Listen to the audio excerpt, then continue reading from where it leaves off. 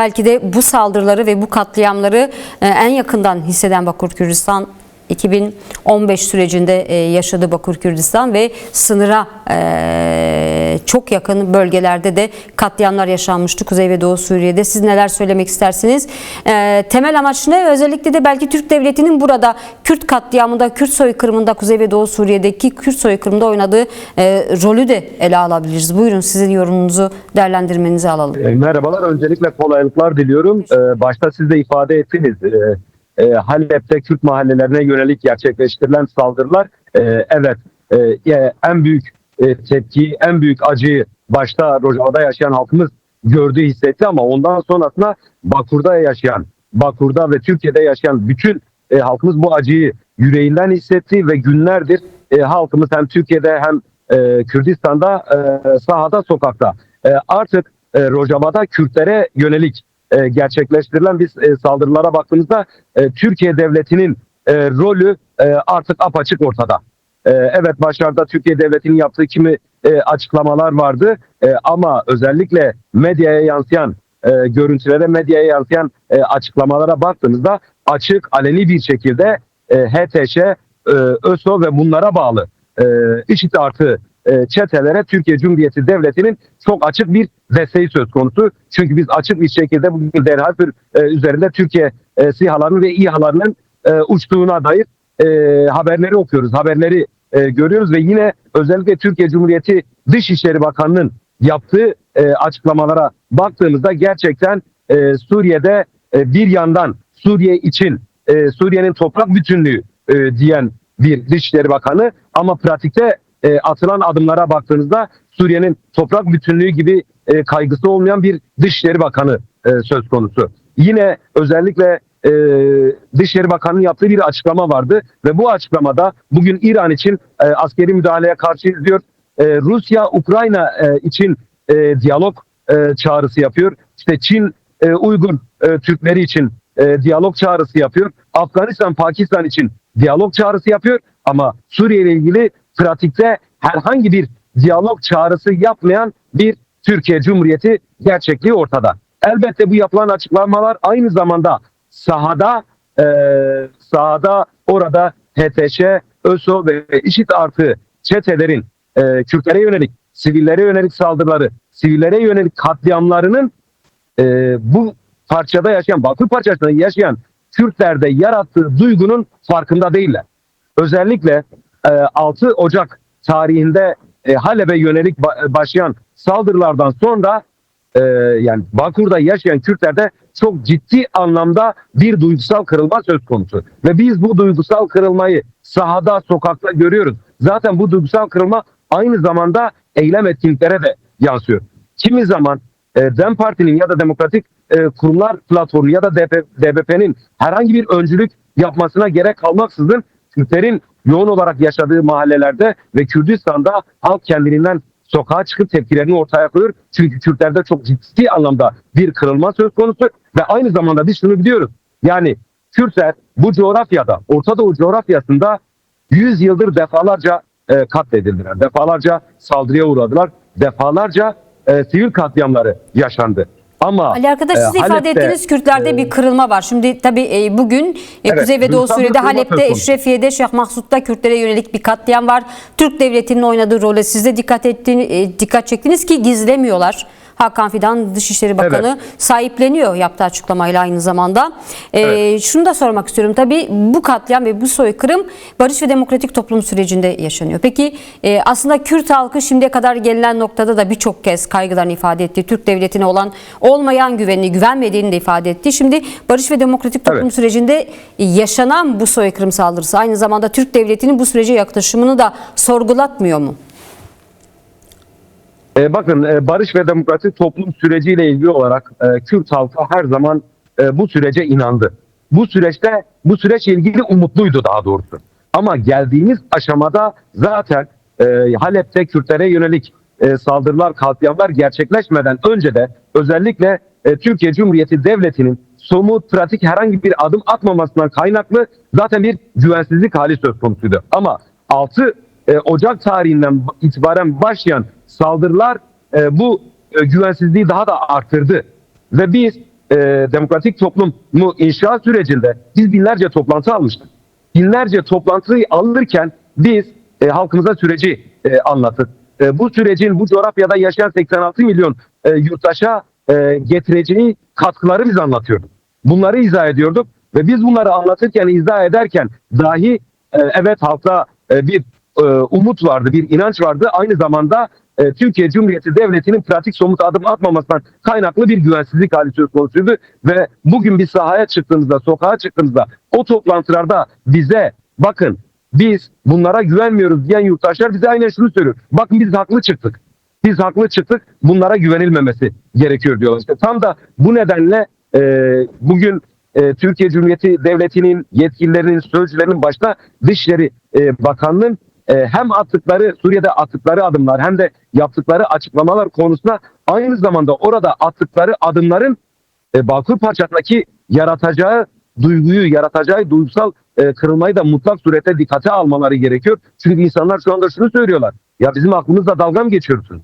Siz bizle alay mı ediyorsunuz? Çünkü insanlar çok net bir şekilde söylüyor. Diyor ki Halep'te benim kardeşim, benim akrabam, benim soydaşım öldürülürken ben burada susmam diyor. Bugün işte Derhafir'e yönelik saldırılar söz konusu. Tişrin Barajı ve çevresindeki köylere yönelik saldırılar söz konusu. Sivillerin yoğun olarak yaşadıkları köylere saldırılar söz konusu ve insanlar şunu çok net bir şekilde sokağa çıkarak ifade ediyorlar. Diyor ki oradaki benim kardeşim, oradaki benim soydaşım katledilirken, öldürülürken, üzerine bomba yağdırılırken ben burada durmam diyor. Ben burada evimde oturmam, ben burada susmam diyor. Tam da bu nedenle yol yakınken bu yanlıştan vazgeçilmesi gerekiyor. Tıpkı İran için diyalog çağrısı yapılırken, tıpkı Filistin, İsrail için, tıpkı Rusya, Ukrayna için diyalog çağrısı yapılırken bugün Suriye için diyalog çağrısı yapılması gerekiyor ve diyalog çağrısında samimi bir şekilde, pratik bir şekilde Türkiye Cumhuriyeti'nin yapması gerekiyor. Bunu yapması gerekiyor ki Bağkur'da yaşayan Kürtlerdeki duygusal kırılma dursun. Bir bilgiyi daha aktaracağım. Daha sonra size bir sorum daha olacak. Fırat Haber Ajansı'nın geçtiği bir son dakika haberi var. Çeteler Şeyh Maksut'ta evleri ateşe veriyor. Geçici hükümete bağlı çetelerin Şeyh Maksut'ta yurttaşlara ait bazı evleri ateşe verdiği vurgulandı. Yine yerel kaynaktan Fırat Haber Ajansı'nın yerelden edildiği bilgiler. Çetelerin meydanlarda insanları infaz ettiğini, malları talan ettiğini ve hırsızlık yaptığını ve bazı yurttaşların evlerini yaktığını çeteler basın mensuplarında her iki mahalleye girmesine izin vermiyor diye belirtiyor Fırat Haber Ajansı. Aslında bu sabah bu bilgi bizim haber merkezimize de düştü. Yani insanların infaz edildiğini ve infaz edilen insanların evlerinin yakıldığı yani bilgisi de ulaşmıştı. Yerelden gelen bilgiler. Yani bu da orada yaşanan katliamın soykırım boyutunu gözler önüne seriyor. Şu an Şeyh Maksut tamamen çeteler tarafından abluk altında ve aynı zamanda Kuzey ve Doğu Suriye'de benzer bir şekilde abluka yani dört bir yanı çetelerle kuşatılmış. Agresif bir Serikani işgal altında diğer taraftan Türk Devleti'nin sınıra asker yığınağı yaptığını biliyoruz. Diğer taraftan güneyde DAEŞ çeteleri ve diğer tarafta çetelerle saldırı gerçekleştirmeye çalışıyor Türk Devleti. Şunu sormak istiyorum. Tabii Kuzey ve Doğu Suriye'de bir devrim gelişti. Kuzey ve Doğu Suriye halkı büyük bir direniş, tarihe yazılan bir direniş gerçekleştirdi. Ancak bugün Kuzey ve Doğu Suriye'deki kazanımlar tüm Kürt halkının kazanımlarıdır şeklinde değerlendirmeler yapılıyor. Hem siyasetçiler hem Kürt halkı da bunu böyle görüyor. Madem bu böyle oradaki kazanımlar tüm Kürt halkının ve bugün tüm Kürt halkının kazanımları tehdit altında, tehlike altında Kürt halkı sadece Rojava ile sınırlı değil, dört parça Kürdistan, aynı zamanda dünyanın her yerinde Kürtler var. Ne yapmak lazım Kuzey ve Doğu Suriye'deki bu katliamı durdurmak için?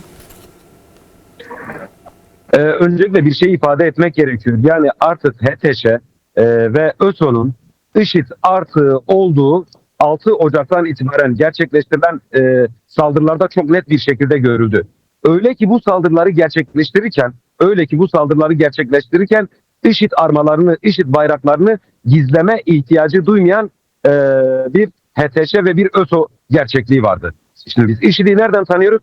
IŞİD'i 2014 ve öncesi Kobani direnişinde IŞİD yenilinceye kadar biz IŞİD'i Irak'tan tanıyoruz. Biz IŞİD'i Suriye'den tanıyoruz. Orada gerçekleştirdikleri sivil katliamlarından tanıyoruz. Şimdi 2014-2015 yılları öncesinde Orta Doğu'da o kadar dünyanın gözleri önünde o kadar sivil katliamı gerçekleştiren zihniyetin şu anda adı değişmiş, şu anda adı ÖSO olmuş, şu anda adı HTŞ olmuş. Şimdi tam da bu noktada özellikle Şeyh Masud ve Eşrefiye'ye yönelik gerçekleştirilen saldırılar sonrasında varılan bir uzlaşı vardı aslında. Bu uzlaşı neticesinde aynı zamanda koalisyon güçlerinin de bir sorumluluğu vardı.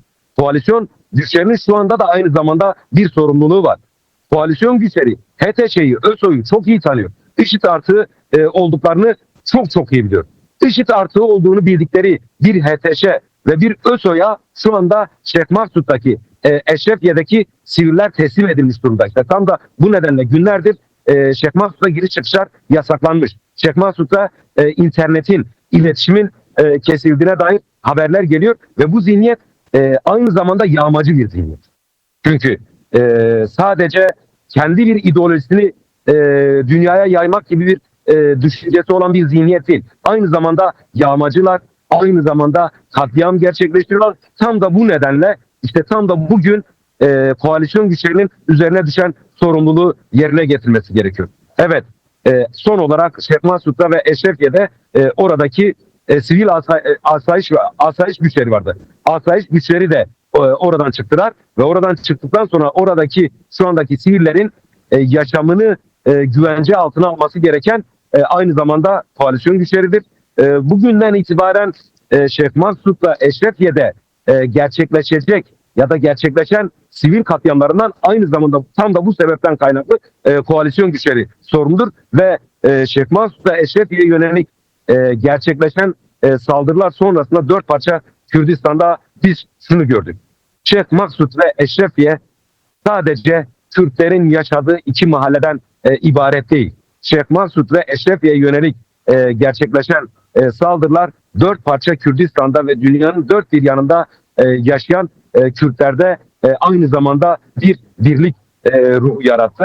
Ben öncelikle elbette Rojava'da, Rakka'da, yine Şişli'nde, Diyarbakır'da yaşayan Kürtlerin direnişi kazandıracak ama aynı zamanda 4 parça Kürdistan'da yaşayan ve dünyada yaşayan Kürtlerin ve dostlarının direnişiyle tıpkı 2014 Kobani direnişinde olduğu gibi o zaman nasıl IŞİD yenildiyse bu defada IŞİD artıkları yenilecek.